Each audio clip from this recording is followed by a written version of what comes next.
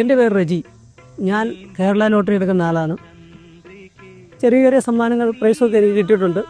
ഓണം മുമ്പ് ഇറങ്ങി നല്ല സെയിലുണ്ട്. ഇപ്പോൾ പുറത്തൊന്നും ഫാമിലിയായിട്ട് തന്നെ ആൾക്കാർ വന്ന് നന്നായിട്ട് ബമ്പർ എടുക്കുന്നുണ്ട്. മലയാളികൾ മാത്രമല്ല, ഇവിടെ ഭക്തര് പല ആന്ധ്രക്കാരും കർണാടകക്കാരും തമിഴന്മാരും അവര് ഒക്കെ ഭയങ്കര ഒരു ആകാംക്ഷയാണ്. 25 കോടി കേരള ടിക്കറ്റിന് അത്രയും വിശ്വാസമാണ് അവർക്ക്. ഇവിടുത്തെ ഭയങ്കര താല്പര്യമാണ് കേരള ടിക്കറ്റിന്.